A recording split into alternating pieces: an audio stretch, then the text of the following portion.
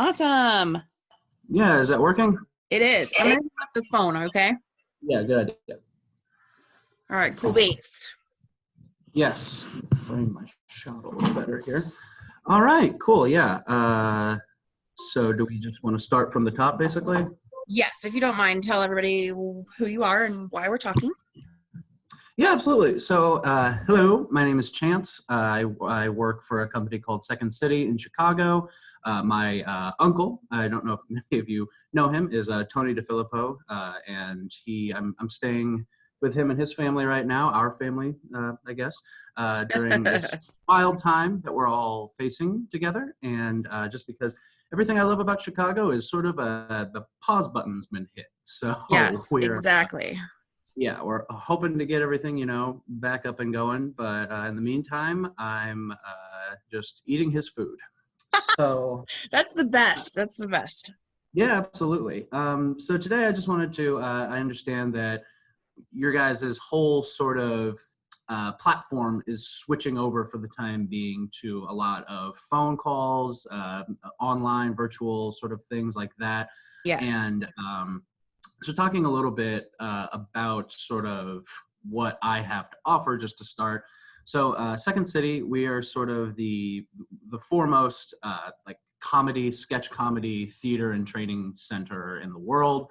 Some of our alumni have gone on to be very famous, like Steve Carell, Tina Fey, Stephen Colbert, Awesome. people like that, Amy Poehler. So basically, and back in the 70s, especially with like Bill Murray, John Belushi, Dan Aykroyd. So essentially American comedy in a lot of ways is in terms of comedic acting was formed at the Second City in Chicago. And we've taken those tools and the sort of the tenets of improvisational comedy that have made those actors so funny and basically as successful as they are. And we have a whole division called Second City Works. And Second City Works is our business-to-business arm of things, which is basically we teach workshops, corporate workshops, do seminars, webinars, all the NARs about how you can use the techniques that we do on stage in a meeting or on a sales call or giving a presentation, things like that. So yeah, and a part of what I do for Second City, in addition to performing there, is I do work in the offices as a sort of a customer service representative. Basically, people call in, and my team, we're able to sell tickets, register for classes, give people information on locations, menu items, just answer pretty much any question anybody has about the building, we can answer. So I'm on the phone a lot. And yes, the majority of my time at work is spent fielding phone calls. And a component of that, in addition to the inbound calls that we get about people wanting to buy tickets, ask about shows, just talk about, some of the calls we get are pretty wild, as you can imagine. We get calls from people that are like, a very regular call that we get is someone calling saying, "Hi, I've been told I'm the next Jerry Seinfeld, so I think you should hire me." Oh my God, that's awesome. Yeah. And 10 times out of 10, we have not hired that person. Right. I was going to say, how often does that work for them? Yeah, not yet. We have not got, we get sent YouTube videos, clips of people doing their best 5 minutes of comedy. And it's entertaining for us, but it never sees the light of day. So, right. That's awesome. Yeah. But anyway, so being on the phone a lot, in addition to the inbound calls, we also are tasked sometimes with doing sort of outbounding is what we call it, where we'll call students who haven't, so they signed up for their level 1 improv class, they took their improv class, and then it's the next term for their level 2 class is about to start, but they haven't signed up yet. So we'll call them, reach out, see if there's anything we can do to help them get enrolled. And essentially what that is us trying to cold call students to get them to come back and take another class with us and stay in their program by letting them know that we want them to stay. And a technique that I like to use for that is to make it sound like I'm not trying to beg them to come back to class or trying to beg them to buy my product. I always offer on the phone because there's not the face-to-face human interaction where you can read people, body language, smile, eye contact, all those things that you're taught in these like sales techniques. all that sort of goes out the window. So Sure. I always like to start these calls by saying things like, hi, I understand that it's a little confusing, like our website. Maybe you're having issues getting this done. I'm here to help. I'm not here to sell something to you. I'm here to help you. I am basically offering up my expertise on how to best assist you with this thing. Right. And a lot of sort of being able to think on your feet, spontaneity, things like that, all the things that we learn in improv can go into these sort of calls, phone calls, online conversations and things. And it all comes back to this very basic tenet that we have in improv. Some people call it the one rule of improv, and it's called yes and. And what yes and means is it's a yes, comma, and dot, dot, dot. And what that is in improv, if I'm doing a scene with someone and I come out and I say, look, we're on Mars. And my scene partner says, no, we're not. Right. There's nothing else to say. Exactly. That's sort of that's Okay, that's then the end. your scene's over. Yeah. Yes. So but what a good improviser does is I step out and I say, look, we're on Mars. And they say, yes, and the air is breathable. And then we're off to the races. Then we can actually do something. And Right, it's right. very similar in these conversations that you have over the phone. If you can get to a place, we call it getting to a place of yes and, where we're not looking to, that doesn't mean you can't say no necessarily. That just means that you don't want to deny the reality that has been placed in front of you. Right. So if somebody comes up to me in a scene and tries to pick me up and like spin me around like a baby, I can tell them, no, I don't want to do that, but let's do All right. something else. Yeah. So I'm not denying the reality that they presented. I have Right. just said maybe a new choice is better. And that's a place that I think a lot of these calls and the way that you communicate with people, oftentimes it breaks down when it's done electronically, because there isn't this place of saying yes to each other's ideas that naturally happens when you're in a room with a person. Sure. Because when you're in a room with a person, you're way more likely to, come to some sort of agreement. Like, I made it all the way down here. I came to your office. There's a social contract that comes with a face-to-face meeting that something's gonna get done here because I'm standing right in front of you. And a lot of that goes out the window electronically. So if you can get to a place where you're yes-anding their ideas, not only are you saying the first component, yes, making them feel like they have been heard, their idea is valid, and their idea is important. And then the and portion of yes and is you contributing your own idea to this thing. We have a saying in improv where it's called, don't build an entire cathedral, bring a brick and I'll bring a brick and we'll build the cathedral together. And I think that's something that translates pretty well to this, where basically you've got a product, you want to sell it. That's something that nobody can get around. Like, at the end of the day, this person knows that you're trying to sell them a product. The best way to incorporate our idea of yes and this idea of bringing a brick rather than a whole structure is to make it feel like a very natural conversation with the person. And that's why scripts, while good, kind of it inherently, when your ear hears something that sounds like something someone's regurgitated 20 times in a row, that's not something that most people are super pumped about. Like, if you get an automated call from somebody that's like, hello, Blockbuster Video is offering 2-for-1 movie night, because this is 2005. That's, you're more likely to just click, nope, bye, and then go back to your life, as opposed to someone being like, hey, I'd love to sit down and chat with you, or go over some of the things we got. I understand you're probably busy. There's probably a lot going on. Don't want to add any additional stress. I feel that I'm confident in this product that I have, and I think it's going to help to alleviate some of that stress out of your life. Yeah. That's a way more, that's something that I want to listen to, because at the end of the day, when you're on the phone with someone, that's a lot like, it's like listening to music with your headphones in. If a song that you don't like, or a song you've heard way too many times comes on, you're just going to skip it without even thinking. But if something new or something exciting hits your ears, you're at least going to give it a few extra seconds of, well, hold on, maybe let's see where this goes. Yeah, let's see. Let's wait and decide, and it's piqued your interest, and let's see what happens.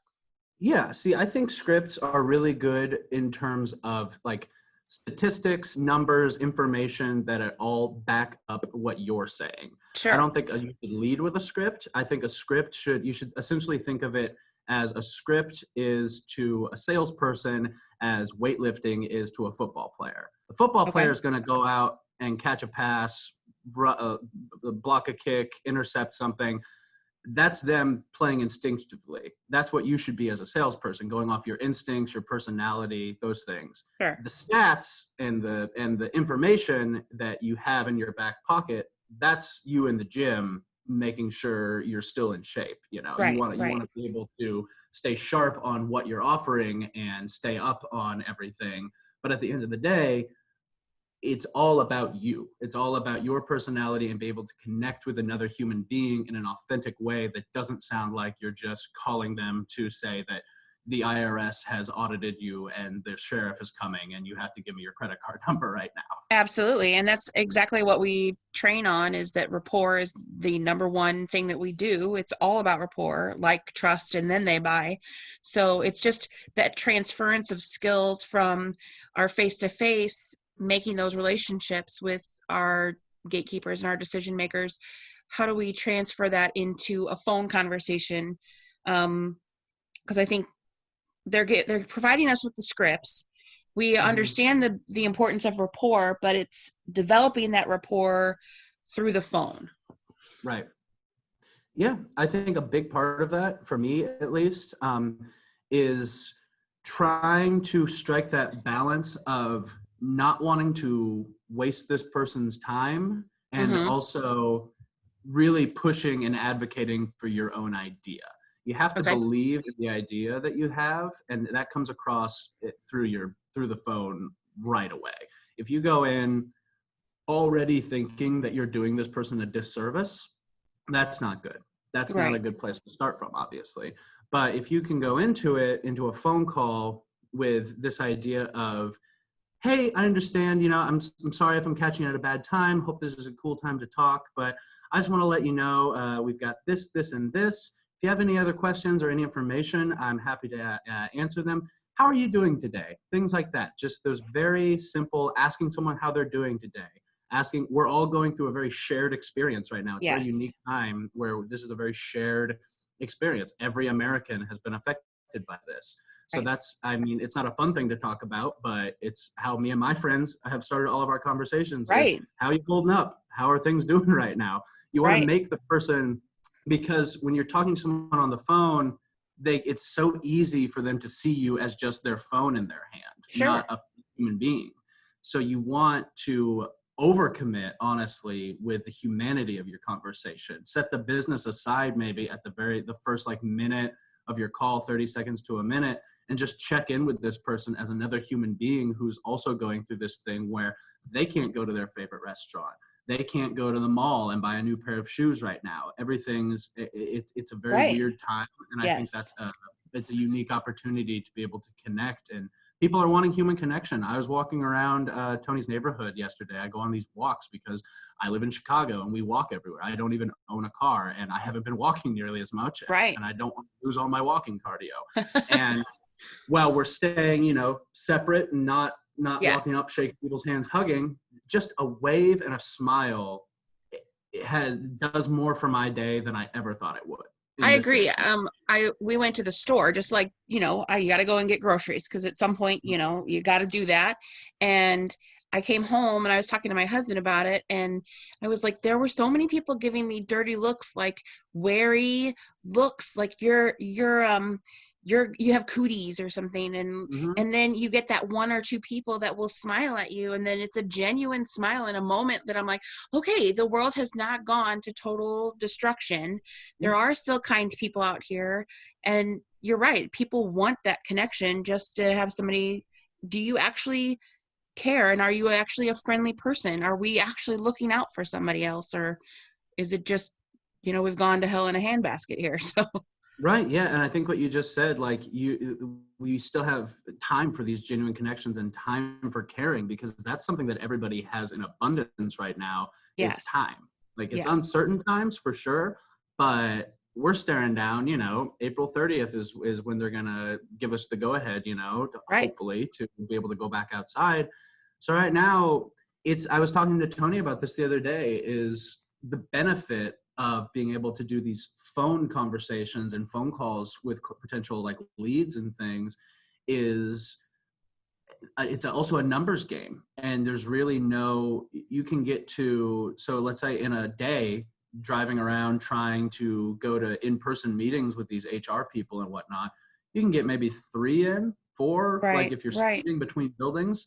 With these phone calls, you can get a list of 15 to 20 people and get that done in the regular workday, and Right. give each of those people a quality conversation that's not Absolutely. just regurgitating a script, because you don't have to go anywhere. You can, as soon as that call ends, it's like you teleported to the next office and you're right there Yes. with the next person. Yes.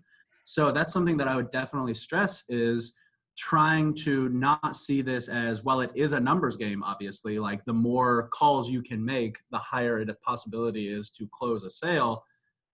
You have time right now. Everyone has time to be able to stop and not just regurgitate the script and have that genuine moment of human connection with a person over the Yes. phone.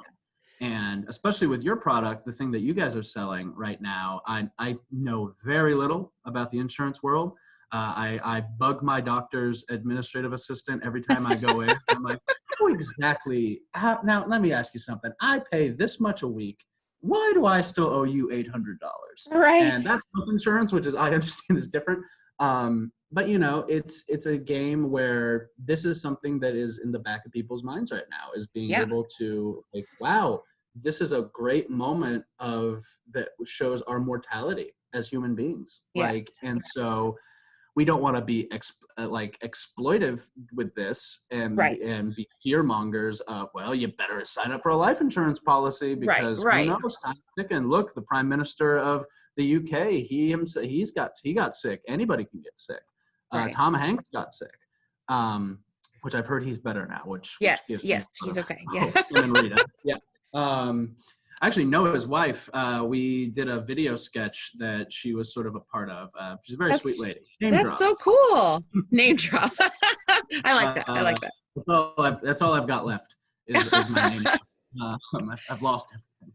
But no, I see, that's the thing is, and another thing is laughter. Honestly, Yes. if you can make someone laugh, that is so valuable, especially in these times right now when everybody's looking for just a little bit of, just like, get rid of that pressure just a little bit, Sure. Sure. and let me tell you something. If you're not what most would consider a funny person, the worst thing you can do is try to force it and try to go pull out of your garage an old joke book and Oh be my like, God. I think this is a good one. Don't try that. The best way to be funny with a person is to be honest with a person. There's truth Sure. in comedy. That's something that we talk about all the time in improv, is the funniest choice is often the most honest choice. Yeah. So honestly, if I can be honest, we should all be flipping the script to, let's get real candid. Yeah. Yeah. Like why are we wasting time on this like weird business crosstalk that we all, Right. Right. the only reason we ever use it is because we grow up watching movies and TV with people using it. You know what I Right. mean? Like, it's all made Absolutely. up. At the end of the day, all Absolutely. this stuff is made up. I'm in a conference room right now. Why do we need a conference room with chairs? Why couldn't we just have a bunch of beanbags or bleachers like at a football game? It's all made up, Right. you know? Right. So Absolutely. we might Absolutely. as well try to have fun with it. So I just wanted to point out like a couple of things that you said that were really good. Like everybody has an abundance of time. I think that's one of the things that, at least for me, I've always had to really overcome, is that I'm wasting their time.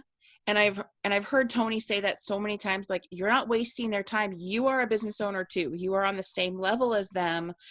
So you need to go in confident and just knowing that people do have time, like the business owners that we're talking to, or the gatekeepers that we're talking to, they're kind of bored, like they're not having as much business as they usually do.